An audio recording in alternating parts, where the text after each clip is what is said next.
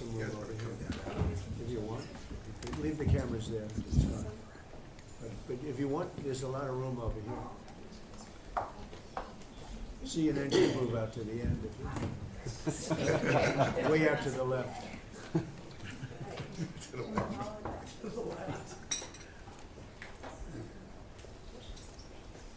Are you able to get them all in the room? Are they in?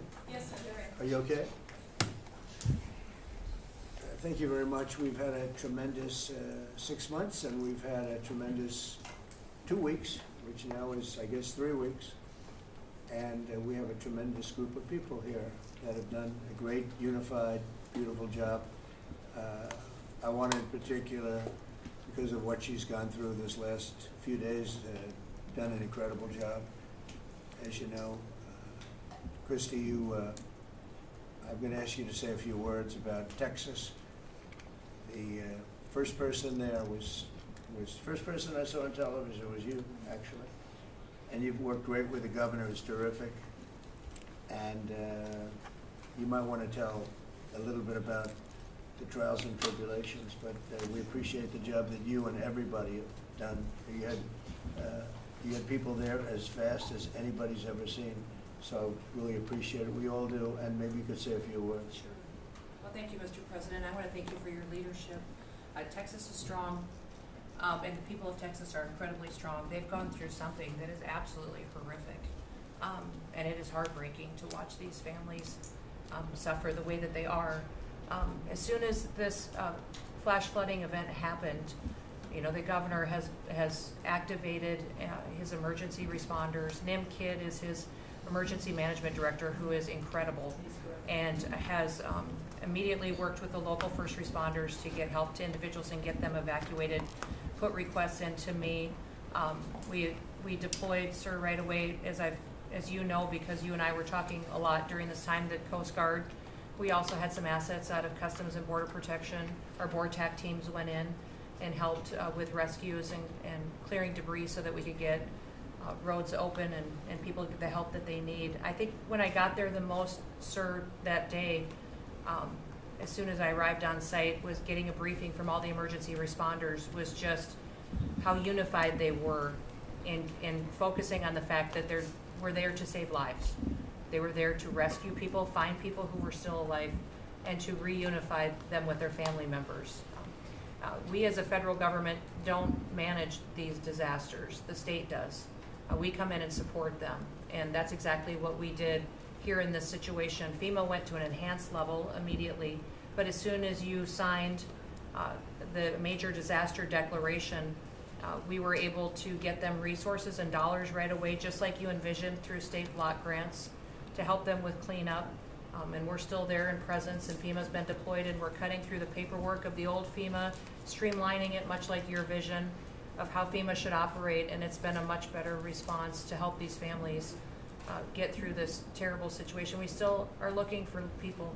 We're still looking for a lot of little girls and other family members that were camping along that river, and they will continue until they find every single person, and we will continue to help them and assist in that. I was surprised when I got there at the camp that day, right after this happened, the parents that were there, the parents that were looking for their children and picking up their daughter's stuffed animals out of the mud and finding their daughter's shoe that might be laying in the cabin, and just hugging and comforting people matters a lot. I'm extremely grateful for God's hand in that whole situation, because hundreds and hundreds and hundreds of people were saved. And this is a time for all of us in this country to remember that we were created to serve each other. God created us to take care of each other. And that when we do that, we are happier, we are more fulfilled, and we can walk alongside people on their worst day and help them get through it and come out the other side, knowing that we can continue to live a life that God has purposed for us. So they're grateful for you. Several times the day after the flooding, you and Melania were on the phone with me, and I want to thank you for that. That meant the world. I was able to tell many of those folks that I had been visiting with you and that you had said, whatever they need, Christy, let's deploy it and get it down there and be helpful. And on Sunday, when the families were waiting at a church to identify their children's bodies, Franklin Graham and I called in and prayed with the families and read some scripture with them, and he was incredible in making himself available to that as well. We'll be back down there in a couple of days and continue to do all we can, but this is an unprecedented event. It really is. There's been tragedies like this around the country, but everyone is unique in different situations, and the response the federal government had supporting the state through this, I'm proud of the people that stepped up and immediately came. The Coast Guard, when they came in, they had a difficult time even getting the aircraft in and landed. They had to try several times in the weather to get it in and deploy, and I think we've heard about, our one Coast Guard member that was responsible for saving over 165 people, but that entire crew did incredible work. And all the first responders there did incredible work. And I know people are getting tired now, but they're getting reinforcements and volunteers are showing up. And I just want to commend the governor and his team for being the leaders. And they're so thankful that you're letting them make the decisions and manage the response like it should be. And then us supporting them with the resources of the federal government. We've already deployed dollars to the state, much like the block grants that you've talked about. Right. So they're grateful for that, sir. There's never been a wave like this outside of the breaking of a dam. Because this was almost a wave that ended up being 30 feet high, more actually. Now with the dam you can understand it, but this approached almost with that speed. When you see a dam break, it's not a pretty sight. It wipes out everything, and this is the kind of thing that built up so fast. And it's happened 2 or 3 times before over the years, but not to this extent. But tell them when you met the father who was picking up the daughter's clothing. And I had walked through so the sad. cabin where all the little girls died, and I had kind of fallen apart in there, but I walked out of the cabin, and a gentleman was standing there, and he said, that man over there needs a hug. And so I walked over to him, and I hugged him, and I said, do you work here? And he said, no, my little girl was in that cabin. And he said, and I just found her best friend about an hour and a half ago. She had passed away. And he just fell apart. And so then we just hugged and talked for probably an hour about that. But then there was the grandpa was there looking for his granddaughter as well. There was a dad there of one of the counselors. The counselor was alive, but she was dealing with the fact that she had hung on to some of these girls and was trying to keep them out of the floodwaters, and had gotten hit by something and had lost 2 of the girls and wasn't able to hang on to them, and was going to live the rest of her life thinking about that moment when she wasn't able to hang on to these girls. But these parents were picking up their kids' belongings out of the mud and throughout the camp and putting them in bags. And then one of the dads said, I knew 50 of these girls here. So I knew that was her dress and my daughter's friend's dress. So he was picking it up and putting it in a bag to return to her parents. And so it was and then the director was there comforting everybody who had lost his father the night before too. And he was still there trying to facilitate all of these parents grieving their children and find them. So the strength of people is incredible. One of the things that I asked there today, that day, was that they all have escorts or counselors when parents come in. So from that point, that when they came into the camp, that they have somebody with them when they're going and looking for their children's belongings or looking for their children. And so, very emotional, but also just so tragic. The relationship with Texas and the governor has been obviously very good for years with me, but the relationship with Texas and their first responders and us with our first responders and lots of other people, and we brought in a lot of helicopters from all over, and we had a lot of helicopters. It was actually dangerous, a lot of helicopters up there, but they were real pros, and they were responsible for pulling out a lot of people, and we got them there fast, and Texas had some good ones too, but the response has been incredible, and the fact that we got along so well, I don't know, I don't even think that's a political thing, but we got along so well, and it was so unified. I think a lot of lives have been saved. That could have been as bad as it was, and you could have lost double or triple.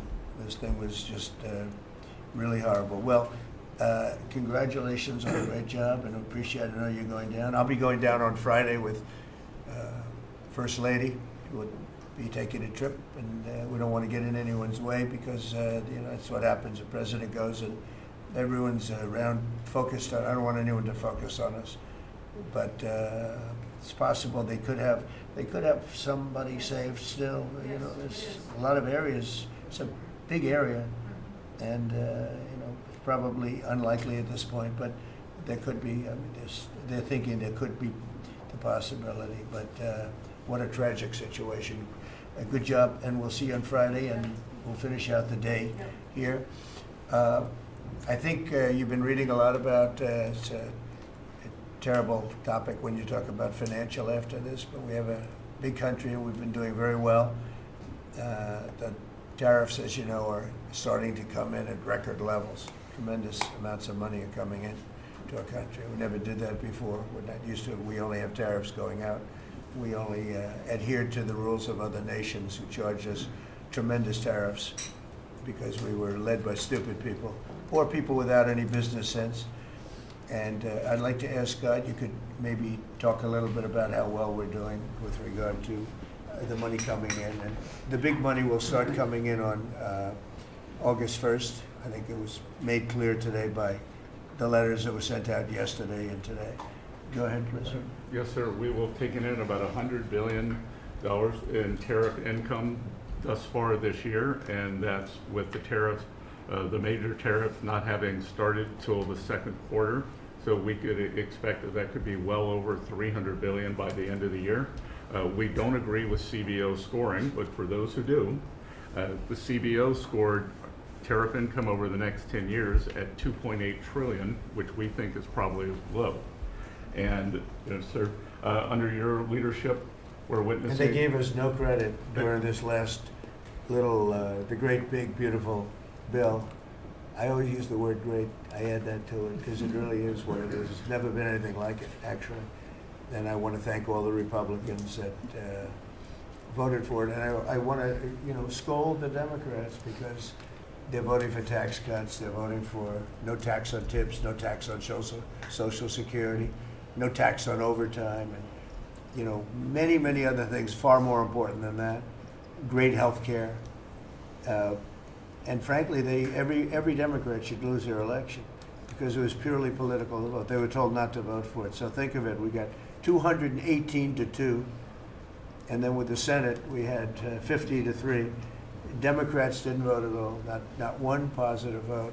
With all of the good things in there, economic development money, tremendous border money.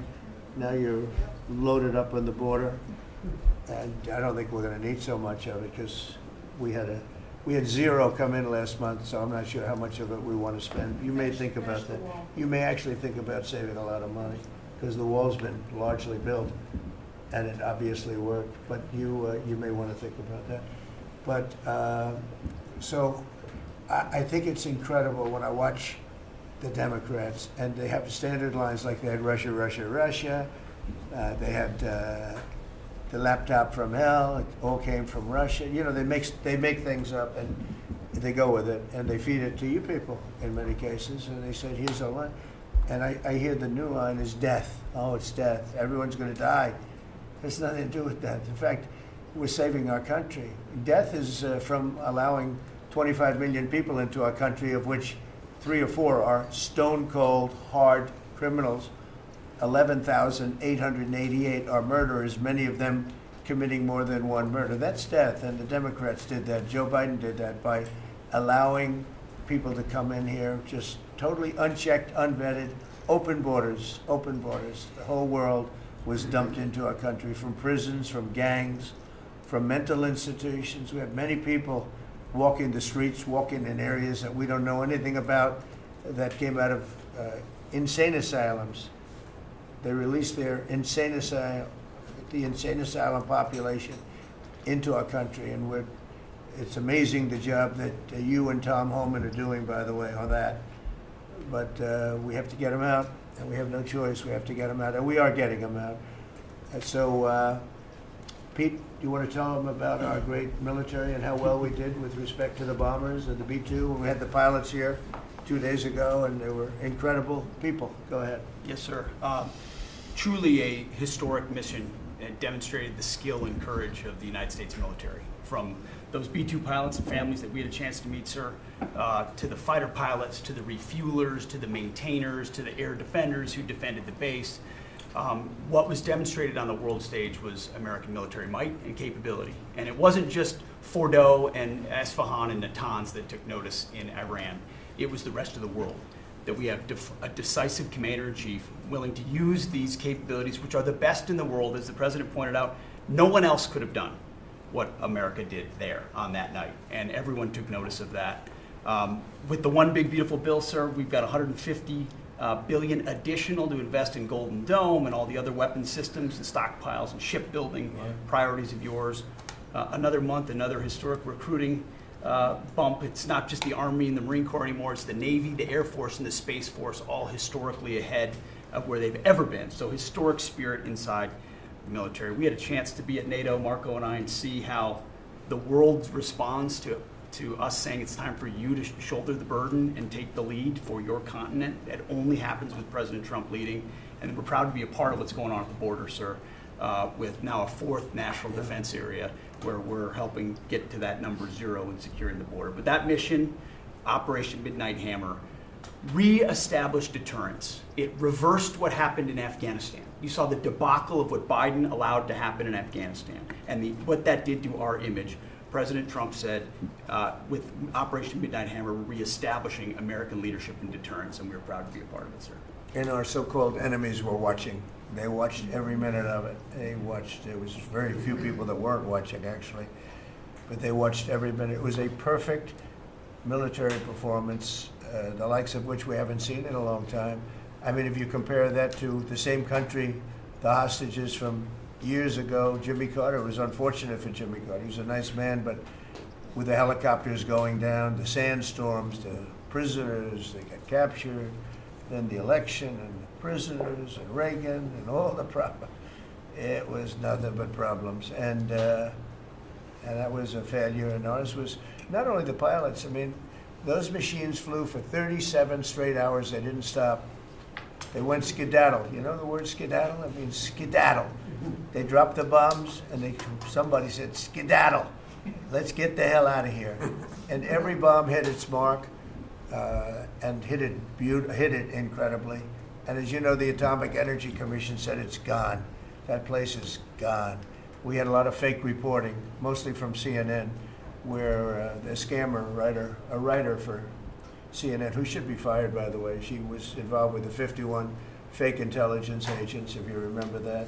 She did that story, created a story out of it. She created a story out of the laptop from hell, saying it came from Russia, but it actually came from Hunter Biden's bedroom or worse. Just a scammer, and she's still at CNN, which is pretty amazing. But we'll ask you a question about her. But they came up with this concept that maybe the attack wasn't that good. Maybe it, and I saw it happen right after the attack. I saw this person on CNN. I like to watch the enemy.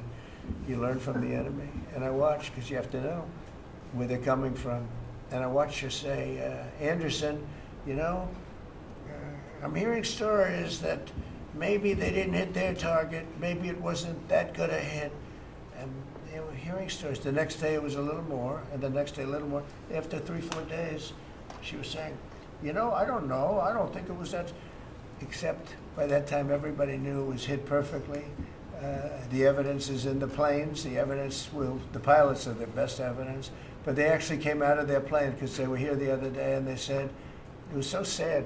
We did such a good job. We flew into very dangerous airspace. I'll never forget, we were in the Situation Room, and they said they have entered Iranian airspace, and everyone took a deep breath because they had more missiles pointed at them, but the equipment is so good, it's stealth, way up in the air, and it was stealth, and they went right through that, and they sort of, by the time they found out they were there, they were already gone. That was the word skedaddle, get the hell out of here. But they were right in the most dangerous airspace in the world, and they took those big, beautiful, very fast, they're unbelievable planes. I mean, they become really beautiful works of art. You know, I always thought they sort of were cool, but now they look better than just cool, don't they, huh? But they dropped the loads, and literally they would hit, if you look at this table, from here to there, they had a half a refrigerator door is the way to best explain it. Take a refrigerator door, average size, cut it in half. That was their target. They hit every single one. Then we had 30 missiles, Tomahawk, shot from submarines 300 miles away. Every one of them hit their target. It was a perfect mission. Then they came back, almost 37 hours. Every plane worked perfectly. The mechanics were here too. I said, you got to get the mechanics here. We didn't have any problems. If you remember, they had a lot of problems with the helicopters, but they did fly through a dust storm, which they shouldn't have done. Sometimes you say, let's go back and try it on a nicer day.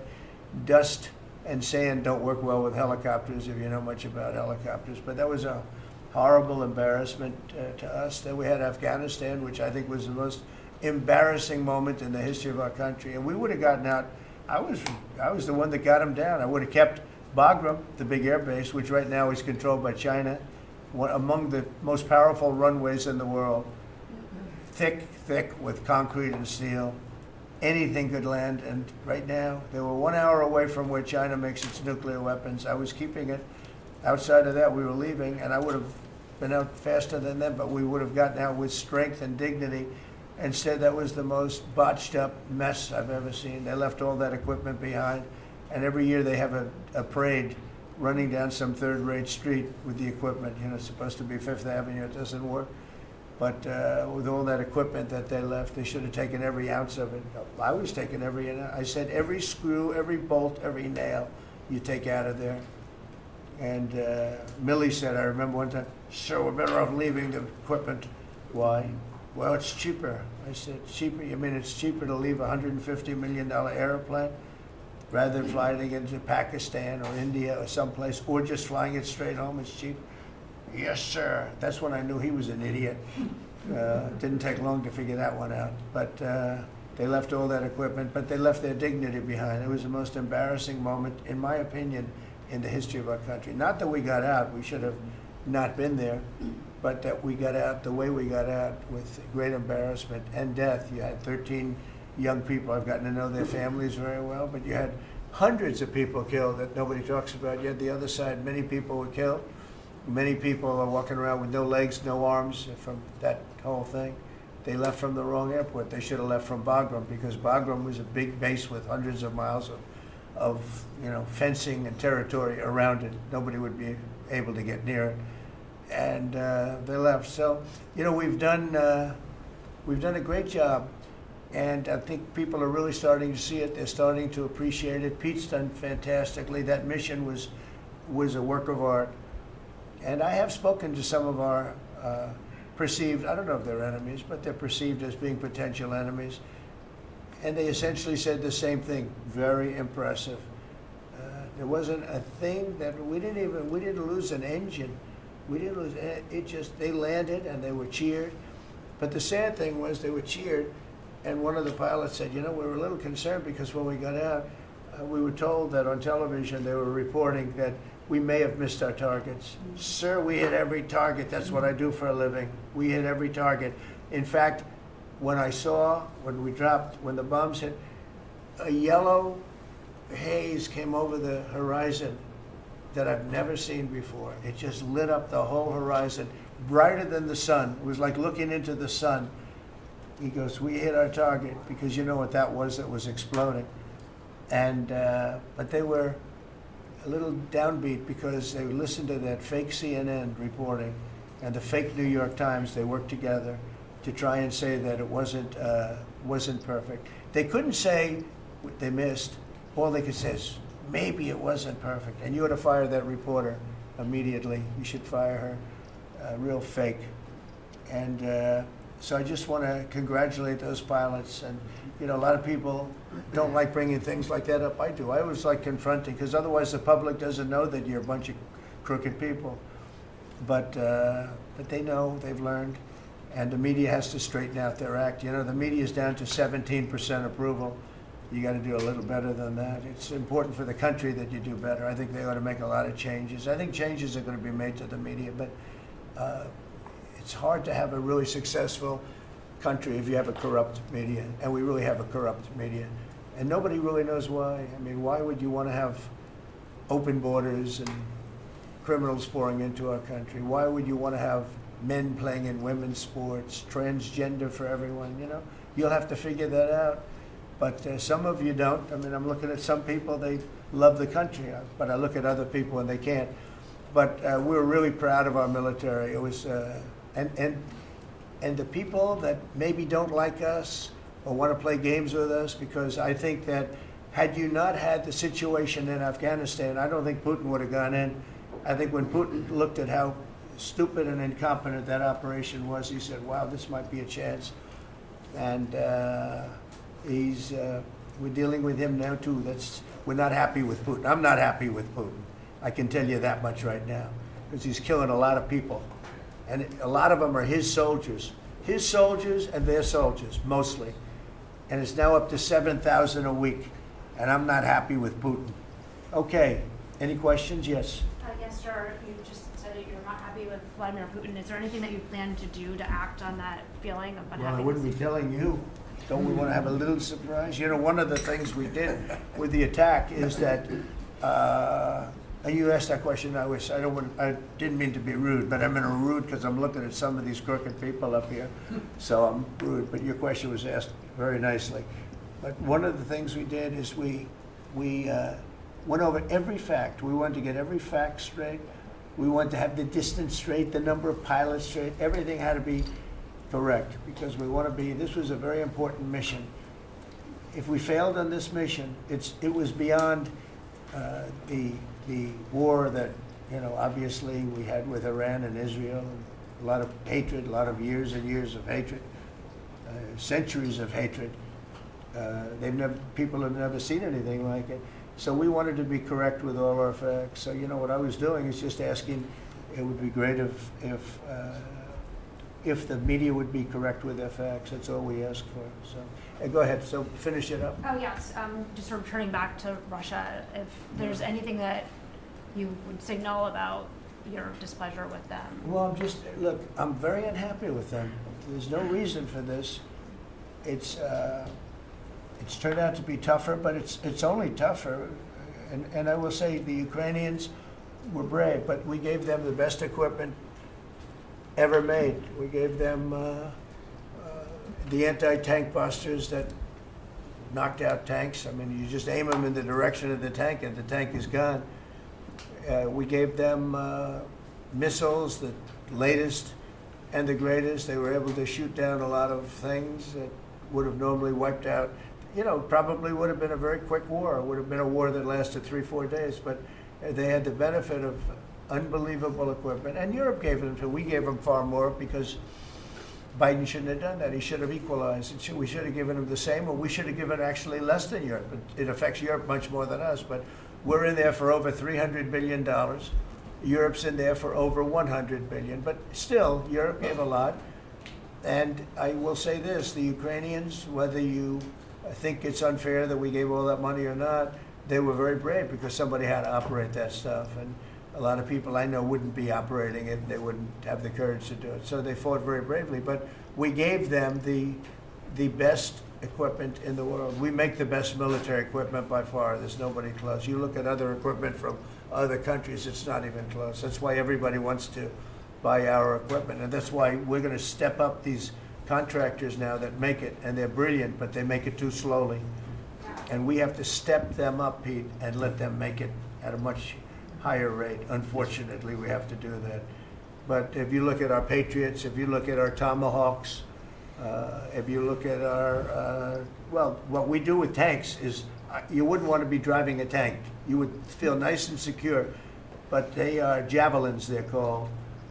And I gave them the javelins. Remember they said Trump gave the javelins and Obama gave them sheets, right? They called Obama at that time. Barack Hussein Obama, if you haven't heard, did a terrible job.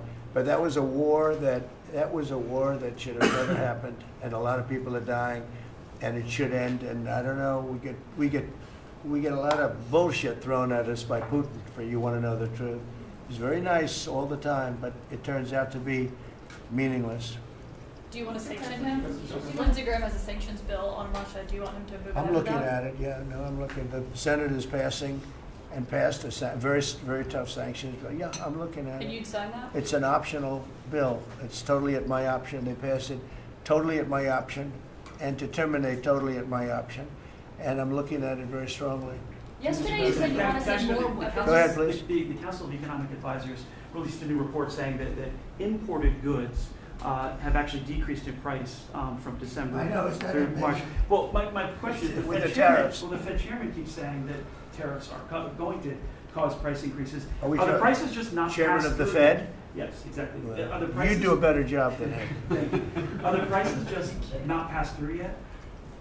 No, I think what's happening is everything's evening out. You know, when we charge, see, what people don't understand, the other countries have been charged, almost every country charges us tariffs. We had deficits with everybody for years, for decades. And we were like this big monolith that made bad deals with everybody. We rebuilt South Korea and we stayed there. It's okay, we rebuilt it and we stayed there. And they pay us very little for the military. I got them to pay billions of dollars, and Biden then canceled it when he came in. I said to South Korea, as an example, we give you free military, essentially, very little. And I think you should pay us $10 billion a year. And they went crazy. But they agreed to 3. So I got 3 with a phone call. And I was satisfied. I said, but next year we have to talk. And then we had a rigged election, and we never got to talk. And you know what Biden did? They probably went to him and they said, listen, Trump treated us terribly and we shouldn't be paying anything, and he cut it down to nothing. So that's what happens. It's ridiculous. That's the other thing. We're talking to countries about contributing to the military, not only just paying more in NATO, but contributing. We have 45,000 soldiers in South Korea. We have 45,000 soldiers in Germany, 52,000 actually. And that's a huge economic development for them. That's tremendous amount. That's like having a city. That's tremendous money for them, and it's a tremendous loss for us. So we're talking, in a very nice way, we're talking to them about it. It's very unfair. We supply the militaries to many very successful countries. I mean, South Korea is making a lot of money, and they're very good. They're very good, but, they should be paying for their own military. President Trump, could I ask you a question about Jerome Powell as well, and then a question to the Attorney question General? about what? Jerome Powell, and then I have a question for the Attorney General. Jerome Powell, who you've been pressuring to lower interest rates, he's facing accusations of lying to Congress, which is a potential crime about the Well, opulent. then he should resign immediately. We should get somebody in there that's going to lower interest rates. Do you want congressional Why don't you Republicans to call look for into his resignation? Do you want congressional Republicans to investigate and It's pursue okay and with punish? me. I think he's terrible. I think, look, we're paying, I call him Too Late. T-O-O, Too Late, like Too Tall Jones for the Dallas Cowboys, right? Too late. He's always late. But he wasn't late with Biden before the election. He was cutting him like crazy. It didn't help too much, did it? But he was cutting him like crazy before the election with Kamala and Biden. He was trying to get them in, I guess. I don't know. He was recommended by somebody that worked for me. I like you better. If I could ask the Attorney General a question too, President. Sure. Your memo and release yesterday on Jeffrey Epstein, it left some lingering mysteries. One of the biggest ones is whether he ever worked for a American or foreign intelligence agency. The former Labor Secretary, who was Miami U.S. Attorney Alex Costa, he allegedly said that he did work for an intelligence agency. So could you resolve whether or not he did? And also, could you say why there was a minute missing from the jailhouse tape on the night of the staff? Yeah, sure. If Hey, I Pam, could, could I just interrupt for Sure. 1 second? Are you still talking about Jeffrey Epstein? This guy's been talked about for years. You're asking, we have Texas, we have this, we have all of the things. And are people still talking about this guy, this creep? That is unbelievable. Do you want to waste the time, and do you feel like answering? I don't mind answering. I mean, I can't believe you're asking a question on Epstein at a time like this where we're having some of the greatest success and also tragedy with what happened in Texas. It just seems like a desecration, but you go ahead. Sure. First, to back up on that, in February, I did an interview on Fox, and it's been getting a lot of attention because I said, I was asked a question about the client list, and my response was, it's sitting on my desk to be reviewed, meaning the file along with the JFK, MLK files as well. That's what I meant by that. Also, to the tens of thousands of video, they turned out to be child porn downloaded by that disgusting Jeffrey Epstein. Child porn is what they were. Never going to be released, never going to see the light of day. To him being an agent, I have no knowledge about that. We can get back to you on that. And the minute missing from the video, we released the video showing definitively the video was not conclusive, but the evidence prior to it was showing he committed suicide. And what was on that, there was a minute that was off the counter. And what we learned from Bureau of Prisons was every night, they redo that video. It's old, from like 1999. So every night the video is reset, and every night should have the same minute missing. So we're looking for that video to release that as well, showing that a minute is missing every night. And that's it on Epstein. Mr. President, on the tariffs again, on August 1st, you've said is the deadline. What incentives do countries have to negotiate? It seems that deadline keeps moving. It was April 2nd, now it's... We didn't move, no. It's always been August 1st, that's when we're paying. A statement was put out today, and I put it out just to make it clear. It wasn't a change, it was August 1st. We don't change very much. Every time we put out a statement, they say he made a change. I didn't make a change. A clarification, maybe. No, August 1st they pay. And everybody pays, everybody has to pay, and the incentive is that they have the right to deal in the United States. If they don't want to, they don't have to pay, and they don't have to deal here.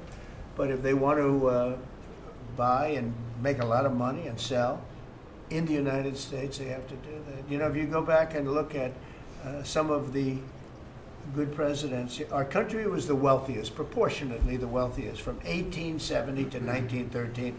It was an all-tariff country. We didn't have income tax. That came in in 1913. We had tariffs. And we had so much money we didn't know what to do with it. We had, we had a couple of presidents that were very, very strong. McKinley, I guess, more than anybody, but he was the tariff king, but he was very, very strong. It's sort of sad. He made a fortune for this country, became very rich, and then Teddy Roosevelt went out and vice president, and he spent the money. And they said Roosevelt was a great president. And let's say he was a great president, but the money was paid by McKinley with tariffs. Tariffs are charged by other countries at levels that are ridiculous. And I call those other countries to say, and every one of them is willing to give us everything now, by the way, just so you know. Sir, we'll charge you no tariffs, nothing. We'll give you everything. We'll give you access to our markets. We'll give you everything. Is that a correct statement, Scott? Yes, sir. Howard, would you say that's a correct statement? Exactly correct. It's like they just don't, because they're very spoiled, because for years they ripped us off and we didn't have a president that understood it, or Secretary of Treasury or Secretary of a lot of different secretaries are involved, but certainly Commerce Secretary was, not doing their job. I don't know about Kelly, she's small business. We'll keep it that way, okay? Her small business is bigger than almost all big businesses when you add it all up. But no, they are very respectful of our country. But the incentive is that they have the right to do business with us. Without that, they don't have the right to do business. And that would be okay too. And with the flurry of deals, will we hear in the next 24 hours, will we hear a flurry of deals? Yeah, we have a lot of them going out. But the deals are mostly my deal to them. We're picking a number that's low. We don't want to hurt them, and fair. We're picking a number that's lower than, in most cases, lower than what they charged us.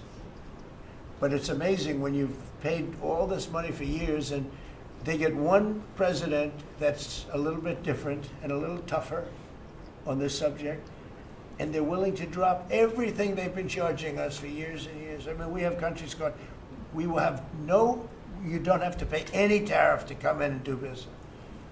They're giving us total access to their countries. They gave us no access to the country. They'd say, well, you cannot go into okay, good. Now it's, we will give you total access and you don't have to pay any tariffs. But please don't charge us tariffs. And we don't like that deal. So the letters I send out are, we have made some deals. We can make a lot more deals. It's just too time consuming. It just makes it more complicated. And we can do things over the years too. You know, we're not hard line. But it's about time the United States of America started collecting money from countries that were ripping us off and laughing behind our back at how stupid we were. Okay? Thank you. Mr. President, Yellow. On the tariff issue, so you've talked about India coming, but then a couple days ago you issued a new tariff threat to members of the BRICS countries for Yeah. if they aligned with anti-American policies. 10% charge. That would be India, Brazil, That's Russia, right, they have to pay South Africa. 10% if they're in BRICS. Because Right. BRICS was set up to hurt us. BRICS was set up to degenerate our dollar and take our dollar as the standard, take it off as the standard. And that's okay if they want to play that game, but I can play that game too. So anybody that's in BRICS is getting a 10% charge. Is that immediate, sir, or is Yeah, that pretty if soon. they engage in some behavior? Well, if they're a member of BRICS, they're going to have to pay 10% tariff just for that one thing. And they won't be a member long.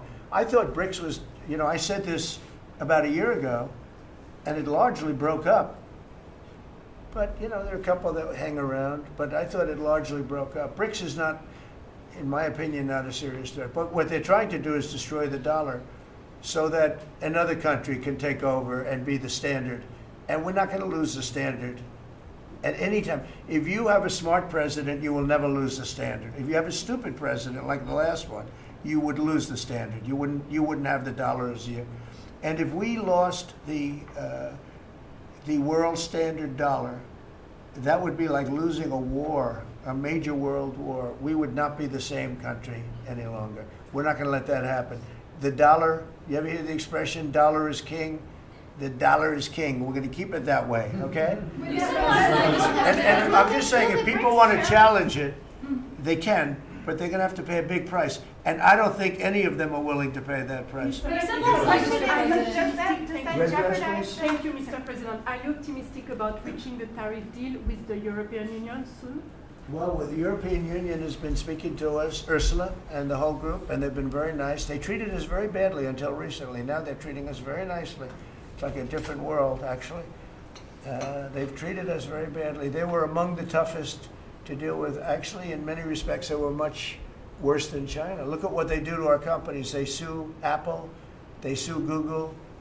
17 billion they got from Apple on a lawsuit that they didn't have a case. They have, you know, judges that are European Union judges, and they ruled. They take so much money away from our country in terms of that, in terms of other things that they do. They're very tough, but now they're being very nice to us, and we'll see what happens. We're probably 2 days off from sending them a letter. We are talking to them. I just want you to know, a letter means a deal. You know, a lot of people said, we got 200 countries. We can't meet with 200 countries. We have a few trusted people that know what they're doing, that are doing a good job, but you can't do it. You have to do it in a more general way, but it's a very good way. It's a better way. It's a more powerful way. And we sent them a letter. You read the letter. I think it was well crafted. And mostly it's just a little number in there. You'll pay 25%, 35%. We have some at 60, 70. Those are ones with massive, you know, where we have massive trade deficits because they've treated us very badly. But I would say in every case, I'm treating them better than they treated us over the years. Don't you agree with that? I do. I could have done much. I could have been much harsher. I don't want to do that. We want to have relationships, but in every case, they treated us far worse than I'm treating them. I'm treating them very good. I could go higher with the tariffs, but I don't want to hurt them. That's why when you just read it, you come up with the number. It's so incredible that prices are actually going down. Just so you know, when I got in, everyone said, "Oh, eggs are going through the roof." That was I was in for about 4 days, and they started screaming at me about eggs. I said, "That's Biden's problem." I didn't know about eggs, but eggs went up about 5 times. You did a fantastic job, and we ended up shortly getting. In fact, for Easter, they said, "Go out and buy plastic eggs. You can't use real eggs." Well, we bought 200,000 eggs for the White House, for the Easter egg hunt that we have at the White House, and there were eggs. We had the price down, and now the price is lower than it was before. We did a good job with eggs, but we did a good job with groceries. Our prices are down in this country. A big part of it's oil. The oil, you had a couple of places last week, you had $1.99 for oil, for gasoline. Nobody thought they'd see that. I want to get it lower if I can, but we've done a good job. You've done a very good job. Do you want to say a couple of words about that, you and Chris, about what's happening with energy? Well, absolutely, but I would say on the pricing side, President Trump, the fact that you've endorsed and supported a policy of energy dominance, that sends a signal to the market that we're going to have more supply. You talked during the campaign about inflation being a country buster. You've broken the back of inflation in 6 months, among all the other things you've accomplished. We have no inflation. And we've got, and then heading into the 4th of July, these were the lowest gas prices at the pump in 4 years. And again, for Americans, this is like hundreds of billions of dollars that stay in their pockets because we lowered the price of gas at the pump. But when we lower the price of energy, it lowers the price of food, it lowers the price of the clothes you wear. It's the biggest thing. It's the biggest thing. It's like a big tax cut. When you get energy down, every 50 cents is like a massive tax cut, and we've gotten it down much below that. You know, we had great energy, great low prices, everything else. When the election turned over, I'm trying to be nice about it. It turned over, shockingly, but nevertheless it happened. Energy started going up, and it went up really bad, and then he went back to the Trump policy. The problem was they didn't know how to do that, and he lost it. He lost that sucker. That big sucker was out of control, and his energy prices went way up, and that's what caused it. But it was also stupid spending. They spent money like, they used to use the term drunken sailors, but I won't use that term. Although it is very descriptive, I won't use that term. I refuse to use it. But they spent money at levels that nobody had ever seen before, and trillions and trillions of dollars wasted on the Green New Scam. Greatest scam in the history of our country, other than maybe Russia, that might have been. But the Green New Scam was the single greatest scam in the history of our country, and continues to be, but it's weakened badly. It's hobbling along because people are they're finally getting it. But they spent trillions of dollars on the Green New Scam, getting nothing for it. Devised by a couple of young people that weren't even good college students, you know? Not even good students. Check out their marks. Can you clear It's something Mr. up? Rajab. Can you Let's clear give something up, up Mr. President, on No, what you said last not night? for CNN. You said you The want to send Not more for arms. CNN. Go ahead. The You last said you jobs want to send report, more in the arms last to jobs report, Ukraine. Mr. President, in the last jobs report, the manufacturing jobs actually lost 7,000 jobs. When will the investments that you've been talking about have an effect Well, on they're manufacturing? building the plants now. About 7 have started. We're going to have hundreds started within a short period of time. Lee Zeldin, who may be the most important man in this room, I'm sorry, but he's the one that gets the permits, whereas he's the one that has to get the permits for the plants and the factories, and permits that used to take 5 years, he's getting in record-setting times. AI, we're leading China a lot in AI, and if we go with this, you know, I'm allowing the plants to build their own electric. I'm allowing them to become an electric utility, so they can produce their own electricity, because we need double to be successful with AI, which is the biggest thing now. We need double the electricity that we have, which is hard to believe. We need even more than that. And they're building plants with their own electricity substations. They don't have to use the grid. And anything they build extra, they're putting into the grid. So we're supplying the grid with brand new electric sources. And you know, it's funny, when they came to see me, they never even asked for that. I told them about it. The reason they didn't, they thought that was an impossibility. You're not allowed to build your own electric. These are massive investments that are being made in building electricity for their plants. And they're going to have, I think, Doug, a lot of electricity left over. And that electricity is going to be passed into the grid and give us no more, you know, like you look at California. They have blackouts and brownouts every week. They're totally out of control. They have a really incompetent governor. Where's Chris? Is he here? Do you want to speak to the subject? Yeah, I think a huge thing in the One Big Beautiful Bill, Mr. President, because of your leadership, is the ending of these subsidies, as you call them, the Green New Scam. That saves our country $500 billion over the next 10 years. But American taxpayers were paying twice. They're paying that money, $500 billion in the subsidies, and they were paying more expensive electricity price. If you subsidize something, you should at least lower the cost of it. But in this case, we were subsidizing something and paying more for it. So the one big beautiful bill had two huge things: ending wasteful spending. Wind, solar, and batteries combined are 3% of U.S. total primary energy. 3% for $1 trillion, another $500 billion coming. It's just not a good investment, hurting our businesses, hurting our consumers. And the one big beautiful bill also unshackled oil, gas, and coal development in the United States, onshore and offshore. Secretary Burgum has been working tirelessly on how, by getting the government out of the way, private businesses will develop more resources in the United States, lowering costs for American consumers and making much better leverage for the United States to help our allies abroad and reduce the power of our adversaries abroad. So just a huge win on the energy front all around, and I thank you for your leadership. We're setting records now on energy, and there'll be nothing compared to what they'll be in about a year from now, but we're setting records. And wind is a very expensive form of energy. It's very bad for your beautiful surroundings, the plains and the valleys, and the birds are dying all over the place. You know, the whole thing is a disaster. They're almost exclusively made in China. Not that I have anything against China, because I don't have a great relationship with President Xi, but I asked him, how many wind farms do you have? He makes them, but they don't have a lot of wind farms, I'll tell you, very, very few. And wind is tremendously expensive and is very ugly. And if you own a house that's inside of a windmill, your house is worth less than half. And you hear noises. And interestingly, in New England, you probably read, where for 50 years they had 2 wells washed up, 50 years. And last summer, they had 14 washed up. Now, I'm not saying that's the wind farm that was built, but maybe it is, right? Probably is. It's tremendously expensive, and it can only be done with subsidy. You know, I know a man that's in that business, and one of the biggest in the world actually runs a company that builds these stupid windmills. And he said, I hate the business because it's the only energy where you need subsidy. He said, energy shouldn't need subsidy. You should make money with energy. So wind. The other one is the solar, those big solar fields. They're taking our farmland. Our farmers are like mortified by it. They hate it.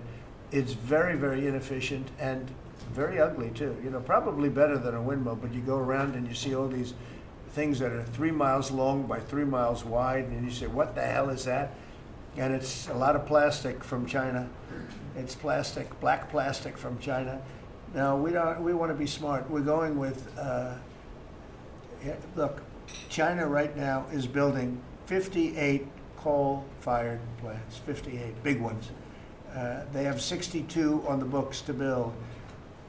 We've reintroduced clean, beautiful coal, because you know you can do a lot with coal now, clean, beautiful coal, and natural gas, and all of the other things that we have. But we don't want wind, and we don't want solar, because they're a blight on our country. They hurt our country very badly, and smart countries don't use it. Solar sounds good, I will say, and I like, on occasion, you'll see a roof which is made of solar brick, but it's a smaller use. We need the kind of thing that's going to fire up our plants, and it's not going to be wind, you know, that is very intermittent, as you probably know. But they've spent a fortune. They've spent trillions of dollars on this stuff. And I'll just give you one other story. A friend of mine is a very successful guy. He went back to see his mother in Minnesota. Hadn't seen her in a long time. And he wasn't back for 10 years, which isn't a nice story. I mean, you don't see your mother for 10 years. She's got some difficulties, which I know the guy, he does have some difficulties. He's very successful, but probably not the nicest person. It was actually longer than 10 years, but he went back and he told me he wanted to go and look at the valley. There's a valley in Minnesota that he thought was so beautiful. And I hadn't seen it in a long time. And he's driving along the road. He said, oh my, I'll use the word gosh, oh my gosh. He said, oh, he said, it looked like a junkyard. You had 159 windmills. They were all over the place. Some were old, some were newer. different companies, different shapes, different sizes, different colors. Many of them were terminated. Terminated meaning closed. You can't take them down because the environmentalists don't let you bury the blades because they're made out of a fiber they say is bad for the earth. So they want you to put them up, but they don't let you take them down. But many of them were turned off. He said it looked like a junkyard. Go to Palm Springs, California, and take a look at that pile of junk. And you go into a wealthy neighborhood. Before you get there, you have to ride through hundreds of windmills that are, most of them are turned off. They're rotting, they're rusting, they're 30 years old, 20 years old, and they have a very short life. You know, those windmills have a very short life, especially the ones that are in the nice salty Atlantic Ocean and Pacific Ocean where the salt just gets under that steel and decimates it. No, it's a horrible, horrible thing for our country. And I speak out. It would be nice to say wind, because it sounds so good, doesn't it, Doug? Wind, wind. But it's not. It's these ugly machines, and they're all made. You got to see, some are a little taller, a little shorter. They're made by different companies. They have different stocks. They have different blades. They have different everything. It is so horrible. And if you look at smart countries, they don't use it. Smart countries don't use it. And we're now a smart country. We're not a. We're a brilliant country. We're not smart. We're brilliant now. We're going to be a brilliant country. We have to be, because we have to catch up for some really stupid people that did a bad job. Yes, Brian? Yes, Mr. President, I've got a quick comment, some feedback as a native Texan, someone that I grew up bringing my kids to a camp very near the affected camp now. Thank you on behalf of Texas. I've gotten hundreds of messages that want to thank. If you're in the cabinet room, you can tell the president and his team on behalf of Texans, thank you so much for the quick response and the loving, the hugs. I saw that you gave. Two quick questions. I saw a Palestinian senator. His name is Schumer. He's a great Palestinian. No, he's a Palestinian. He's become a Palestinian. He's abandoned the Jews. But I saw him say, it's Trump's fault. Yeah, that's right. It's Trump's fault. He was actually, do you ever see John Lovitz, The Liar? Where he goes, yeah, I went to Harvard. That's right. This was Schumer. He goes, yeah, it's Trump's fault. That's right, it's Trump. I actually saw that stupid guy try and blame it on me, and I said, man, that's a tough one to take. But his career is limited because I hear AOC is going to beat him, and she's no bargain either, by the way. Go ahead. Well, I'm just saying that's an example of an America First team effort to get this country back. So that's what America First looks like for the viewers watching us at home. My two questions. Looks like we have a rogue judge, an Obama-backed rogue judge that is attempting to block the funding to Planned Parenthood, which the big, beautiful bill cuts off the funding to Planned Parenthood. Any plans to challenge that? Okay. Absolutely. Yes, we're on it. We're on it. And I texted, I believe, I talked to yesterday Secretary Lutnick and Secretary Bessent. I reached out to you to let you know that we were on it in the big, beautiful bill. Wonderful. And then my I let her handle that question. You notice? I said, go ahead, handle that question.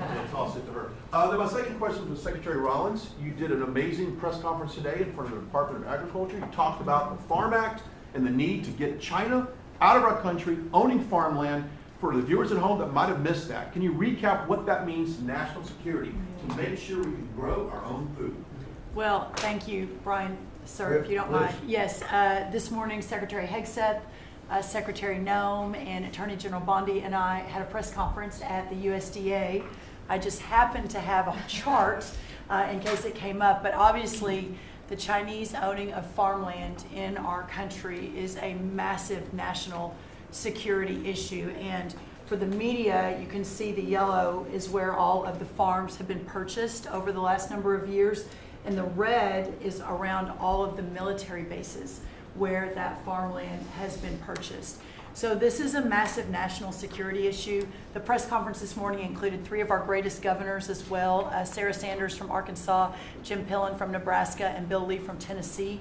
The states have begun taking a leadership role to ban the purchasing of China farmland. Obviously, Congress needs to step up and catch up, and we're going to be working alongside of them as well. We had some of our members, great members of Congress there, but it is time, and I think that this morning was symbolic of many things. The first of this administration working every day to effectuate President Trump's leadership and unequivocal support of America First.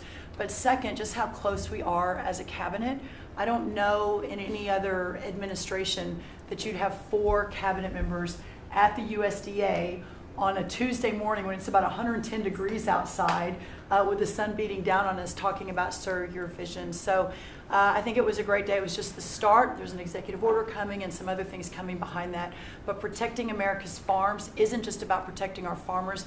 It's also about national security. So that's what we discussed this morning. I do want to say that I think we have had a really good relationship with China lately, and we're getting along with them very well. They've been very fair on our trade deal, honestly, and I hope we're going to have a great relationship. It's a big, strong, powerful country. We're more powerful than they are. We have much better military equipment than they do, but we are getting along with them very well. I'm getting along with President Xi very well. We speak often. And with all of that being said, and I understand what you're saying, but I think we're getting along with China very well. Mr. President, you are sending more weapons to Ukraine, as you said last night. Last week, the Pentagon paused some shipments of weapons to Ukraine. Did you approve of that pause? We want to put defensive weapons because Putin is not, treating human beings right. He's killing too many people. So we're sending some defensive weapons to Ukraine, and I've approved that. So who ordered the pause last week? I don't know. Why don't you tell me? I think that's a question for the Go Pentagon. ahead. Mr. Yeah. President, on immigration, the Secretary of the Agriculture Secretary did say this morning that undocumented workers would not be covered by any amnesty of who are working on farms. You had said maybe that the ISA folks won't go after those folks on farms. So which is it? There's no amnesty. What we're doing is we're getting rid of criminals, but we are doing a work program. Do you want to explain that, please? Yeah, this morning we talked about, of course this was a top of mind question, this morning we talked about protecting the farmers and the farmland, but obviously this president's vision of no amnesty, mass deportation continues, but in a strategic way, and then ensuring that our farmers have the labor that they need. Secretary Chavez-DeRimmer has been a leader on this. Obviously this comes out of the Labor Department, but moving toward automation, ensuring that our farmers have that workforce, and moving toward an American workforce. So all of the We've above. got to give the farmers the people they need, but we're not talking amnesty. Lori, do you want to say something about Yeah, that? thank you, Mr. President. On this, thank you, Secretary Rollins, how important this is never to displace the American worker. What the Department of Labor is doing is focusing on what the law entails now, being more modernized, more streamlining, to work through the H programs. We're going to have a concierge approach to that, where we have developed a new office to answer the need of our farmers and ranchers and producers, and not to displace the American worker, and follow within the law now, and that does not include an amnesty program at all. And we've seen that working, and we'll continue to have that roll out. On the other topics that we've somewhat talked about, the jobs numbers, Mr. President, 4 months in a row we've seen those jobs numbers increase. That's an exciting time for our manufacturers. That was asked earlier. We know it's going to take some time, but through that deregulation process that Lee and I are working on as well, the Department of Labor has rolled out 63 new deregulations that we're going to be moving through. In the first Trump administration, it was successful with over 30. We've just rolled out 63 new ones in order to double down on those manufacturing companies, to let them know that we have signaled through this process that we will assist them in getting the workforce that they need. It's an exciting time. That one big beautiful bill, that was the signal to my former colleagues in Congress to get this done. It's been an important time. I spent time on the ground visiting 7 states in 9 days prior to that bill being passed, because it was the most pro-worker piece of legislation that we will ever see really in this country right now. No tax on tips, no tax on overtime, no tax on Social Security. That matters to the American worker, because we don't want to take their money and give it back. We want them to keep more of their hard-earned dollars in their pockets currently, and that's what they're excited about. And as I move forward with these tariff talks, I heard a company, orthopedic company in Indiana, say to me, for the first time since you have taken office, Mr. President, their increase in their bottom line by 8% since these tariff talks have happened. Not one company has said the president is not doing a good job. These tariff talks are working. They're feeling it on the ground. The media has told a false story, because what's happening on the ground is positive, and that's what we're seeing in these jobs numbers. So I really, through the Department of Labor, to come in behind all the secretaries and build this workforce is going to be key to the American worker. So thank you for what everybody did this last week. The One Big Beautiful Bill is a doubling down of this, and we're going to see these workers start to grow. And that apprenticeship program is going to be working. That's we'll right. have that It's gonna million be great. apprentices across the country. We, as you know, we're building plants all over the country now, which you weren't building any plants 4 years ago. You weren't building anything. But those plants, when they open up, it's going to be, you'll see numbers like you haven't seen ever. I don't think in history you'll never see numbers like what we're going to see in the very near future. Many of them are building the plants. Some are just starting right now. You know, it's a brand new administration. But, and they wouldn't be here except for two things: November 5th, the election, and the tariffs. And frankly, I guess the election was more important because of the tariffs. I mean, another person wouldn't have done this. But they're coming in because of the tariffs. They have to, they're not going to pay 25, 30, 40, 50%, 70, and 100%. And we'll be announcing something very soon on pharmaceuticals. We're going to give people about a year and a half to come in, and after that they're going to be tariffed if they have to bring the pharmaceuticals into the country, the drugs and other things into the country. They're going to be tariffed at a very, very high rate, like 200%. We'll give them a certain period of time to get their act together. But they were all here now. They all left. They went to other places because we allowed, people that sat in this room allowed it to happen. And I don't allow it to happen. The people in this room don't allow it to happen. So we're going to be announcing pharmaceuticals, chips, and various couple of other things, you know, big ones. We did steel, as you know, they're 50%. We did aluminum, 50%. Lumber just came out. Why don't you announce copper? And we did cars. And now, today we're doing copper. Copper and lumber. What would that tariff be on? The section of tariff? I believe the tariff on copper, we're going to make it 50%. 50%. Any breakthroughs on See, I'm glad he Gaza? didn't question it. Just Any sort of said, I just sort of thought, what would that be? Just a quick one. I didn't have much time, but he agreed with me. That's why he's Howard. Any breakthroughs on Gaza with the Prime Minister, and there's reports that you're meeting with Netanyahu again tonight. Is that Yeah, accurate? I am. He's going to come over again tonight. We're talking about Gaza, mostly Gaza right now. It's he's been very unfairly treated. I think what they've done to him in Israel is very unfair, having to do with this trial. You know, he's a wartime prime minister, had an unbelievable outcome, and I think he's been treated very unfairly. But he's coming over later. We're going to be talking about, I would say, almost exclusively Gaza. We got to get that solved. Gaza is a tragic. It's a tragedy. It's a tragedy. And he wants to get it solved, and I want to get it solved, and I think the other side wants to get it solved. Steve, could you talk on that, please? We're in proximity talks now, and we had 4 issues, and now we're down to 1 after 2 days of proximity talks. So we are hopeful that by the end of this week, we will have an agreement that will bring us into a 60-day ceasefire. 10 live hostages will be released, 9 deceased will be released. We're meeting at the President's direction with all the hostage families to let them know. And we think that this will lead to a lasting peace in Gaza. And you're doing a good job. It's a tough one. It's a tough one. A lot of hate, you know, it's called long-term hate. But we think we're going to have it solved pretty soon, hopefully with a real solution, a solution that's going to be holding up. And can I follow up? This is, I think, the first cabinet meeting since Elon Musk has not been a special government employee, not here anymore.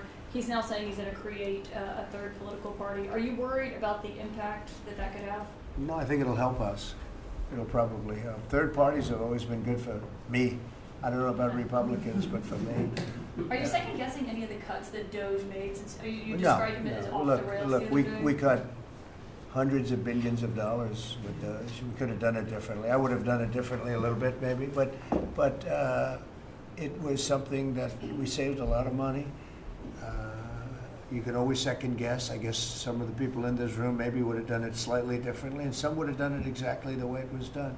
But it was dramatic, and it was important, and we found a lot of things like billions of dollars given to people for environmental protection, where they had $100 in the account, like in Atlanta, Stacy, and then you had another one with 20 billion here, and 20 billion here, and 2 billion here, and 15 billion, Lee, you might want to mention just a couple of those things that we really got because of DOGE. At the Trump EPA, the one big beautiful bill was filled with many big beautiful wins for the taxpayer. It delivered a sledgehammer to the Green New Scam. Billions of dollars rescinded. It's a big deal for the American taxpayer who sees money go through pass-throughs that are filled with self-dealing and conflicts of interest. They see unqualified recipients. They see reduced agency oversight, and they want accountability with their tax dollars, and they got it. In the example of the Stacey Abrams connected NGO, they received $100 in 2023. They got $2 billion in 2024. They had to complete training on how to develop a budget that was put into their grant agreement. They, out of nowhere, started paying a CEO $800,000, a COO $450,000, 22 people making over 150 grand. Out of nowhere, this is tax dollars. So money go through pass-throughs, through other pass-throughs, through other pass-throughs, and we lose oversight over it. And you see that it's going to former Biden officials, it's going to former Obama officials, it's going to Democratic donors. And we're not here saying we want to take money from a left-wing NGO and give it to a right-wing NGO. We want to give it back to the taxpayer. This is about us being good stewards of American tax dollars without any apology or regret. That's why President Trump was elected last November, because there are a whole lot of people who maybe they hadn't voted Republican in a long time. Maybe they didn't even vote for President Trump the first time around in 2016, but they're regretting that vote from 2016 and they were making it right in 2024. So the one big beautiful bill gave us the tools to rescind billions of dollars more. We're seeing hundreds of thousands of dollars that'll get wasted per electric vehicle as an example of this money that was going through it. They gave $50 million to a group called Climate Justice Alliance. They say that climate justice runs through a free Palestine. The Biden EPA gave $50 million to a group that says that climate justice runs through a free Palestine. We say that if you're going to spend $1 in the name of remediating an environmental issue, then spend the $1 on remediating an environmental issue. We say that we can protect the environment and grow the economy. We want to help grow more baseload power in this country. So why is it that it took this long for this team to get assembled, to be able to fix the mess that we inherited? But gosh, we love showing up at our jobs every single day, first thing in the morning, because all day long we get things done for the American taxpayer. And Congress did its part last week by passing one big beautiful bill to deliver this accountability and to cut off the Green New Scam. So maybe it's a bad day for Stacey Abrams. Maybe it's a bad day for all those well-connected Democrats getting paid off. But you know what? God bless America. Because at the end of the day, President Trump is here, J.D. Vance is here, and the greatest cabinet ever assembled to deliver that much-needed and highly demanded accountability. Mr. President, That was a very good.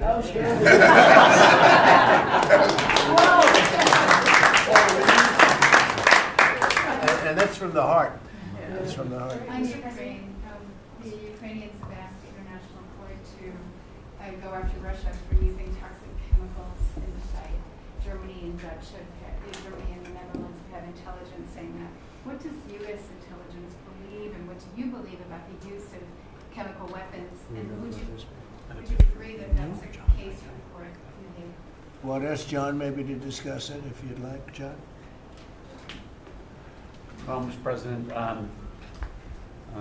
obviously chemical weapons, if it's documented and its use, it's illegal. It's against all international laws of armed conflict and treaties. And obviously I can't share in this room with this audience the intelligence that I can share with you privately, but obviously you're not going to stand or allow for any violations of international law by anyone. That's right. Thank you. Could I ask Sean to Department of Transportation, Sean Duffy, former great congressman, very popular, decided to go out and make a couple of bucks. He made a lot. And he got bored with that, though. He likes serving people better, the people. And could I ask you to just discuss a very important subject to me, and that's the modernization of our equipment at airports so that planes aren't crashing into each other and bad things don't happen. It should have been done many years ago. We were going to do it, and then the election precluded that, unfortunately. But we're doing it now. Could you tell them where we are? Yeah, if I could start with Newark. You guys all covered what happened in Newark. We had outages for a couple of 30-second outages a couple months ago. We have, in 2 months, Mr. President, it's historic speed, laid new fiber lines for communication and tested those in the next month. So those new lines for the Philly Tracon that controls the Newark airspace, they're up and running. Lightning fast speed. June was the most on-time June ever in the history of Newark for air travel. So that's going incredibly well. By the way, we shouldn't have dealt with this because Joe Biden and Pete Buttigieg had moved the center from New York to Philadelphia. They didn't test the lines. They didn't do the work, which is what brought us all these problems. But in the big beautiful bill, we got $12.5 billion. This is a historic investment in air traffic control. And so what the money is going to allow us to do is move from copper to fiber all over the country. So new copper lines. We think we can do that in 1.5 to 2 years. We have radar that dates back to the 1950s, some of it from the 60s and 70s. We get brand new radar across the country as well. We have some infrastructure money to build TRACONs and centers, the en route centers that control the traffic across the country. So this is a massive new start to rebuild air traffic control. And again, this is dilapidated. Americans think that their government takes care of them and makes the investments that are necessary to make the country work. And for 30, 40 years, the investments weren't made. And so under your leadership and direction, we are making those investments. And per your direction, right now we are interviewing what we could call a general contractor or an integrator. One company to manage. It's a massive project. The FAA is not qualified to manage this kind of a project. So we are now going through the process of finding who that one company will be to manage the whole project. We'll interview those companies together and make that selection. So we'll write one big beautiful check to one beautiful company that'll be responsible for this whole build. But if I just make one last point, this is not enough money. We're going to need more.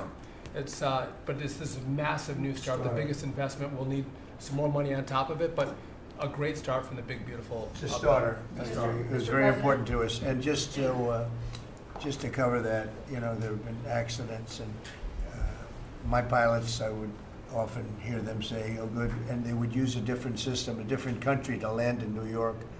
They'd use the radar and other things from a different country. I said, "What's that?" He says, "Oh, our system is so bad." And I knew that. We were all set to start, and Buttigieg came in, and what they did was so crazy because they hooked it copper into fiber, into steel, they had all different systems. They had hundreds and hundreds of contractors, different contractors for different airports. They spent billions of dollars, and they made the system worse because you can't hook copper into fiber. That doesn't work that way. You just can't do it. It's not doable, but they tried to do it. Didn't work out too well. And in the end, it was just a complete disaster. We want to have one great company. Now, Raytheon's going to bid, IBM's going to bid. We have 5 or 6 bidders that really are good and do this stuff. And we want one, because I know about overruns, I look at the railroad out in California, headed up by one of the worst governors in our country, who I used to get along with actually, but he's just, when you lose 25,000 houses and you would have had your cities burned down. If we didn't step in, Los Angeles would have been burned to the ground. But you look at that, and I said, I really know how to build, and you got to have one guy, one contractor, one great one, whether it's IBM or Raytheon is good, but you have 4 or 5 that are really, really great, and they're all bidding against each other. But you don't want to have one doing the wire and one doing the digging and one doing the demolition and then they're all saying they all blame each other because they're saying they were late and therefore you have to pay me millions of dollars more money. I know the system so well. And we're going to have a great company do the whole thing. We're going to get a fantastic price. Maybe we'll get them. They're very big and very strong, and maybe we'll get them to make a contribution toward getting it done at the right price. But we're going to have a great system. When we finish, we will have the best system on earth, done by one of the 2 or 3 best companies. There are only a few companies can do this. This is not. But if you would have seen what this other group did, they were going crazy. They had. I heard 3,000 contractors And then when it all came together, guess what? It didn't work. It's a disaster. So we're going to have in a pretty short period of time, it'll take us about 2 years to build it, and we'll have a contract given out probably over the next couple of months. We have some great bidders, some great companies that want to do the job. You're going to have great air traffic control. Just to make one last point on this. So the last administration signed a contract with an American company to fix the copper to fiber, and that contract was a 15-year contract. The system is failing today, but that's how idiotic and incompetent the last administration was. And under your leadership, we're saying, listen, we don't have time. We don't have 15 years. We don't have 5 years. We have to do it right now. And so the president always talks about on time and on budget. We have embraced that. We are going to be on time and on budget. And by the way, you mentioned a train out in California. Stay tuned for, probably give us 5 days and you'll have an answer on what's going to happen with the $4 billion that we potentially have invested on a train that's going to go nowhere. It's going to be $120 billion that'll never connect San Francisco to LA. Again, the last administration wasted so much money on projects that never work. If you're going to have high-speed rail, you're going to invest billions, we should actually have high-speed rail in America, not boondoggles that fund political friends and allies and family They have members. from San Francisco, inside of San Francisco to inside of Los Angeles. Should have never been built because airplanes do it better. And you could drive it. You could drive it. No problem with driving it. The roads aren't even crowded. So they were going to do this. Somebody's idea. Somebody got paid off a lot of money and they started it. It was going to cost a very small amount of money. And it ended up costing literally hundreds of times what the original. And now what they did is they said, well, going into the city is too big a deal. So we'll leave it 25 miles short of the city. So now they're leaving it. They're not going to finish it, really.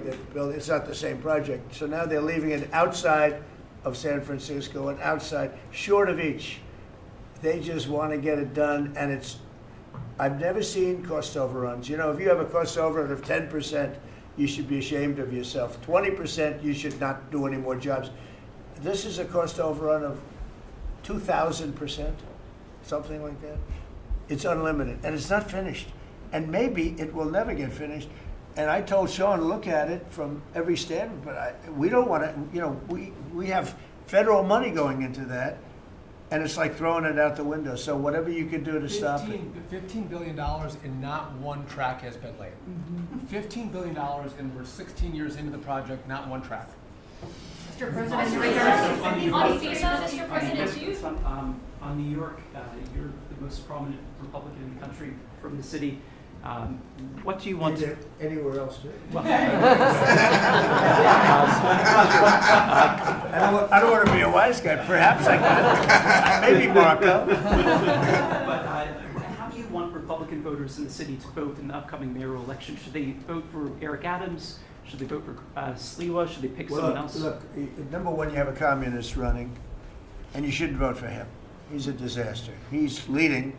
He's got the Democrat nomination because that shows you where the Democrats have gone. He actually wants to take over the grocery stores of John Catsimatidis, who's a great guy, a rich guy, grocer, does a good job, wants to take over. He actually called me the other day. He's concerned his stores are going to be taken from him, and they won't be run like John runs them. Believe me, he runs a good operation. But he actually said he wants to run his own grocery stores. No, this is a man who's not very capable, in my opinion, other than he's got a good line of bullshit, and he's convinced them to go with him. Now, as you know, Cuomo, who does have capability, is running, but he got knocked out, and now they're running as, you have Eric Adams, the current mayor, you have Cuomo, and you have Curtis Sliwa. And Curtis runs every 4 years. He seems to be a fixture on the running scale. But you know, it's I'm not getting involved. But I can tell you this: I used to say we will not ever be a socialist country, right? Well, I'll say it again: we're not going to have.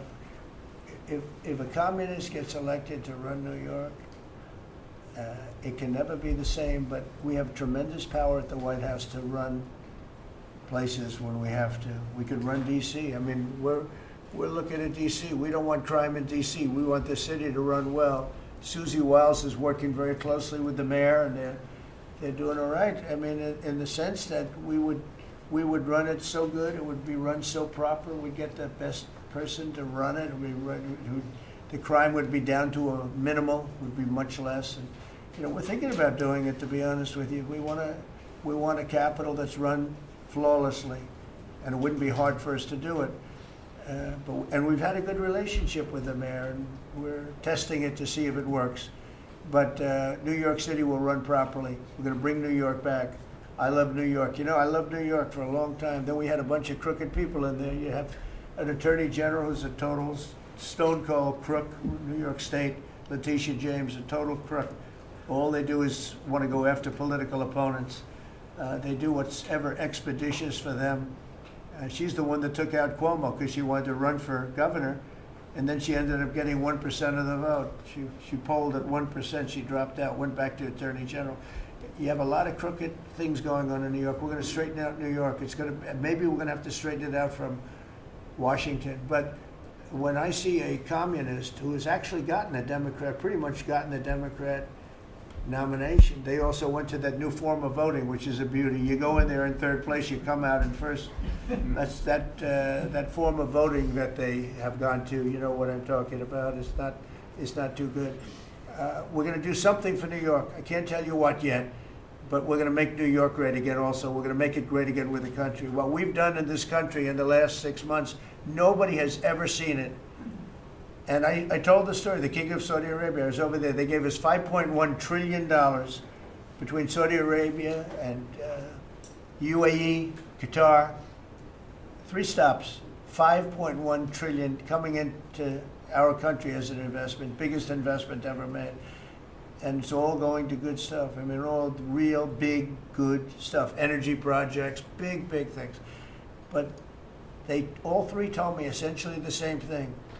We thought your country was dead, and now you've got the hottest country in the world. We're right now riding the hottest country. We all, and you can all be proud of it. We're in the hottest country. This is the hottest country in the world. There's nobody close. Made hotter by some great pilots and great machines that nobody else has. Those great, big, beautiful machines, they rode those machines right into the toughest territory, and nobody knew what the hell happened. And then they hit their targets perfectly, and it was complete and total obliteration. And that's why that war ended, Steve. They told me that's why the war ended. The war ended when they saw that, it was over. And we're very proud of it. But we have the hottest country in the world right now, from a country that was close to dead. And if I didn't win, if you would have had the other person win, we all know who she is, whether it was she or Biden, they're the same. He may have been more competent than her, and that's hard to believe, right? But if you had that ideology in, I don't believe you would have had a country anymore. I think you would have had a country that was broken up. But we had a dead country, now we have the hottest country in the world, and everybody knows it, and everybody said it. Mr. Vice President, do you have anything to say? Well, thank you, Mr. President. I just want to say that I'm very proud of the whole team. I think everybody has worked together. You see Pete and Marco and Steve working on some of the diplomacy, Christy and Pam working on the border. We just have a really, really solid team, and we've done a lot of good work. And in particular, I want to congratulate the White House staff led by the President on getting the One Big Beautiful Bill passed. Yeah. I was personally skeptical. Sorry, I never told you this, but I was skeptical we'd be able to get that thing done by July 4th. We did it because we worked together and we worked very well. So it's an honor to be a part of it, but I'm really proud of you guys for doing a great job. The beautiful thing about it, it had something for everyone. That's right. Most people said it had to be broken into 7 bills. It's so big. The problem was that some of those 7 have nothing for anyone, but they had to be done for the country. You know, sometimes you have to do things for the country that aren't necessarily popular. We had a couple of them, and that wouldn't have worked. So the One Big Beautiful Bill, many people said it could never be approved. Too big, too everything, is too much. But it had something very big and very important for everyone, and it's great for the country. And remember, the Democrats have come up with a false narrative, you know, just whatever. It's just a line that they send to everybody and that they print. I think in the case of this, it's death, death. Everyone's going to die. I heard that. Everyone's going to do just the opposite. Everyone's going to live. What we're doing is saving our country and making it much bigger, better, and stronger than it ever was. I'd like to ask, Marco's been doing such a great job. Do you have anything to say? Well, it's just going through a list here, Mr. President, and I think the Vice President's pointed out to the great team you have, but and all these achievements that have happened domestically. But you think about it, under your leadership, we prevented and ended a war between India and Pakistan. NATO's now at 5% for the first time ever, the highest numbers ever. A peace deal between the Democratic Republic of Congo and Rwanda. A 12-day war that ended with an American operation that we're the only country in the world that could have done. Hopefully, pretty soon, a peace deal between Azerbaijan and Armenia. The entire Middle East and the infrastructure of it has the potential now to change because of Syria and Lebanon, and it hasn't even been 6 months. Sure. It hasn't even been 6 months, so it's a great testament to your leadership in this. Well, thank you very much, and you've done a fantastic job. Could I just ask Linda, she's involved in so much, she's so talented and so good, and she's working on a couple of little things like Harvard, who was given $5.5 billion over a short period of time. We caught him on that one, that's crazy, but you're working on so much, you want to bring education back to the States. How are you doing? Well, absolutely, and thank you for the opportunity. I think on the big, beautiful bill, what we saw, was school choice, that's finally on a national basis at the state level, but there are opportunities now for scholarships, more and more of them for kids who are in failing schools. It's going to be a big turnaround. I think one of the biggest accomplishments we had over the past week was University of Pennsylvania with the Title IX ruling that Leah Thomas was stripped of her title, Riley Gaines and Paula Scanlon and other women who have stood, so strong against men and women's sports. And when you put out the executive order, I mean, that just solidified it and gave them the opportunity. So those are a couple of really, really big wins, and thank you for that opportunity. And how are you doing with Columbia and Harvard? We're negotiating hard. I think we're getting close to having that happen. It's not wrapped up as fast as I wanted to, but we're getting there. Okay, good. And you've done a fantastic job. Thank you very much. It's been a good team. Yep, you have a great team. Around this table, a lot of people have helped with that. That's right. Thank you very much. Maybe just in closing, we spent a lot of time, effort, very little money on this room. This is called the Cabinet Room. It's been here for a long time. And it had some pictures that were not many of them and not very good ones. And I actually spent time in the vaults. The vaults are where we have a lot of great pictures and artwork. And I picked it all myself. I'm very proud of it. That's Andrew Jackson, great Andrew Jackson. That's a gentleman named, and we call him President Polk. He was sort of a real estate guy. He was, people don't realize he was he was a one-termer, but he was a very good president. And I'm not sure I should be doing this, he actually gave us the state of California. He was the one. He was the one that opened it up. So I'm not sure, maybe he won't be there for long. But if you notice, the frame is the exact same size almost as the other one is Andrew Jackson. So that was a part of the reason too, I have to be honest. But Polk was actually a very good president who's got the same frame that I needed, okay? And up here you have the original George Washington right behind the light. And then you have Dwight Eisenhower, who was a very underrated president, built the interstate system, and he was the toughest president, I guess, until we came along. But I don't mind giving up that crown, because I don't want to be too tough on it, but we want to be humane. But he was the toughest president on immigration. He was very strong at the borders, very, very strong. And sometimes you can be too strong. He was strong at the borders, and during a certain period of time, they were so strong that almost every farmer in California went bankrupt. And we have to remember that. We have to work together, and we have to remember that. But he was a very good president, and a very good general, and a very good president, and I thought he deserved a position somewhere on this floor. And then you have, this is very exciting to me, he was not a Republican, to put it mildly, but he was, he was a four-termer. He was Franklin Delano Roosevelt. And if you notice, there were a lot of ramps outside. We have ramp, people say it's an unusual place for a ramp. It was because of him. He was wheelchair bound. But he was an amazing man.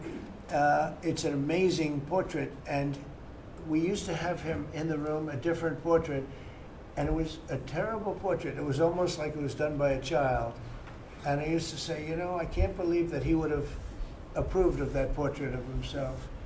And I was in the vaults and looking at things. I said, what's that?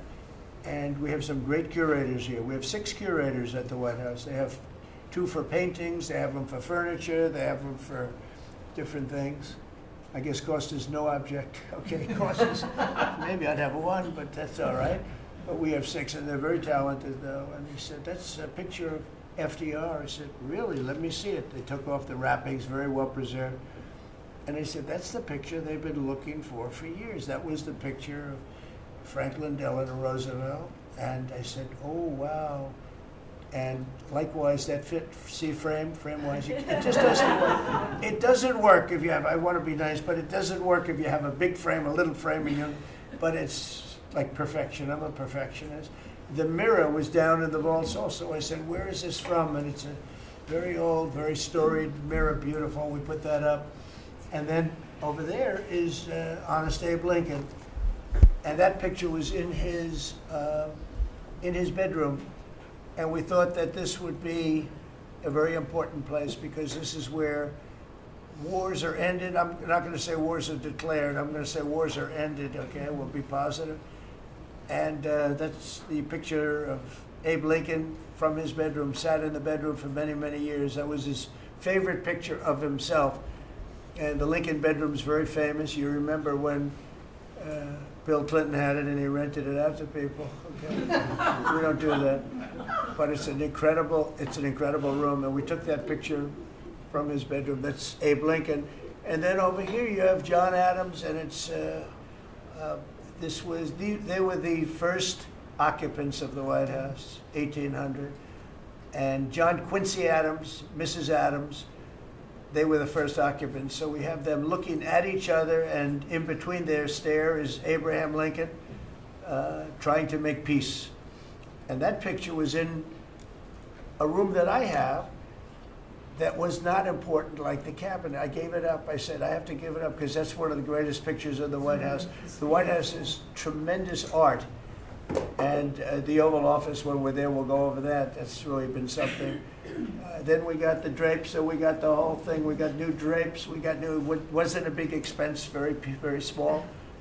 And we took some of the chinaware and silverware and trophyware, they call it, from the vaults, and we had it cleaned up. Hadn't been shined up in 100 years. Some of this has sat in the vaults for over 100 years. Amazing. Over 100 years. Many of the pictures that were put up in the Oval Office, as an example, those two as an example. So he was president. They moved in 1800, and he won the election, I believe, in November of 1800, John Quincy Adams. And we thought that would be, he was considered to be a good president, and he was the first occupant of the White House, so it sort of made sense. And I love the frame of those pictures. Look at those frames, you know? I'm a frame person. Sometimes I like frames more than I like the pictures. And we have the flags of the Marines, and Space Force now has its own flag. I'm very proud of Space Force, but the Army, Navy, Air Force, Marines, Space Force, the whole thing. And Coast Guard is right there. You never forget the Coast Guard. They do a great job. So we have the flags throughout the office. And it's really become quite a beautiful place. I don't want to tell this, Marco pointed it out. I was going to leave the clock. So as president, you have the power. If I go into the State Department or Department of Commerce or Treasury, if I see anything that I like, I'm allowed to take it. Do you believe this? So I'm in Marco's, I see this gorgeous clock, grandfather clock, and there it is. I said, Marco. I didn't know about it. I had to read him the rule and regulation. I said, Marco, I love this clock. Look at it. It's beautiful. He said, what clock? I said, the clock that's in the other room is incredible, and nobody gets to see it there. Marco, I tried to talk him into it first, and it sort of worked, and then I had to use a little more. I said, I'd love to take that clock out and put it in the cabinet room. He said, no, are you serious? I said, Marco, I have the right to do it, Marco. And he said, all right, what the hell? So that's his contribution to the cabinet room. But it's, by the way, it's an incredible clock. And, you know, it's an important room. So you may see it again. Maybe we'll move it back someday. Anyway, so that's pretty much it. But it really is great. Here we put out, you know, these lamps have been very important, actually. Whether people love them or not, but if you see pictures like Pearl Harbor and Tora Tora Tora, you see movies about the White House where wars are being discussed, oftentimes they'll show those lamps or something like those lamps, something that looks like them, probably not the reals, because I don't think they were allowed to. This is a very important room. This is a sacred room, and I don't think they made movies from here. You never know what they do. But they were missing medallions. See the medallions on top? They had a chain going into the ceiling. And I said, you can't do that. You have to have a medallion. They said, what's a medallion? I said, I'll show you. And we got some beautiful medallions. And you see them. They were put up there. It makes the lamps look better. So we did these changes. And, you know, when you think of it, the cost was almost nothing. We also painted the room a nice color, beige color. And it's been really something. The only question is, will I gold leaf the corners? You could maybe tell me my cabinet could take a vote. You see the top line moldings, and the only question is, do you gold leaf it? Because you can't paint it. If you paint it, it won't look good because they've never found a paint that looks like gold. You see that in the Oval Office. They've tried for years and years. Somebody could become very wealthy, but they've never found a paint that looks like gold. So painting it is easy, but it won't look right. And the question is whether or not we should gold leaf it. Linda, do you have an opinion? I gold leaf it. You like it the way? No, I gold leaf it. You'd gold leaf it? Yeah. Who would gold leaf it? Could I raise you? How about, would you gold leaf it? I was going to ask about McKinley, one of your favorite presidents. Well, McKinley was a great president who never got credit. In fact, they changed the name of Mount McKinley, and I changed it back because he should have been. The people of Ohio he was the governor of Ohio. The people of Ohio were very happy when I did that. I heard they were very insulted. They took the name of Mount McKinley off. That was done by Obama a little while ago, and I had to change it back. I changed it back. He actually was a great president. He was a president. He was the tariff, the most, I guess, since me. I think I'm going to outdo him, but he was a tariff president. He believed that other countries should pay for the privilege of coming into our country and taking our jobs and taking our treasure. That's the way he explained it. They took our jobs and they took our treasure, and for that they should pay. And he made them pay, and he built a tremendous fortune. In fact, in 1887, they had the Great Tariff Committee was set up in 1887 because our country had so much money, we didn't know what to do with it. And they set up a committee of, as they called them, elites, a term that we have to change because I think a lot of the people that are elites aren't elite. I think the people that aren't elite are elite, so we're going to have to maybe switch that around somehow. But they had a committee that was set up to spend the money because it was such a large amount of money at that time. It was nobody had seen anything like it. And it all came in from tariffs. And people didn't pay tax. There was no income tax system. I told you that came back in 1913. That came back and lived well for a while. And then you had the Great Depression. And then later they tried to bring back tariffs, but the whole thing was, this was after the Depression. That was one of the great misconceptions. Is people like to say, "Oh, but it was during the." But no, the country had a Great Depression, and then after the Depression, long after it started, they brought back tariffs to see if they could save it, but it took them really 25 years. When you say about 25 years to get out of the Great Depression, a lot of people don't understand that. But I thought it would be interesting for you to get a little view of this room. This is a very important room, very powerful room, great room. And we've done similar, but even beyond this, in the Oval Office. We brought back pictures of some of the great presidents. Many of them were in the vaults for over 100 years. Originals all, beautiful, beautiful things. And rather than sitting in a vault downstairs for 128 years, I thought we should display that, and we did that, I think, in a really good way. We've gotten very high marks. but it's interesting. People walk into that room and they look around the room. They don't even want to talk to me. They could look at it for hours. It's funny when people come into the Oval Office. It's such an incredible. It's a sacred place. When people come into the Oval from the biggest people in the world, presidents, prime ministers, kings, queens, one case at least, queens, and the biggest business people in the world, they walk into that office and they always say, there's no place like this in the whole world in terms of the power.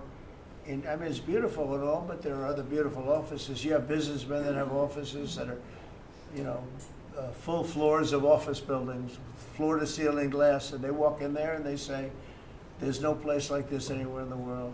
There's no place. And, it's what it represents maybe more than the physicality of the room itself.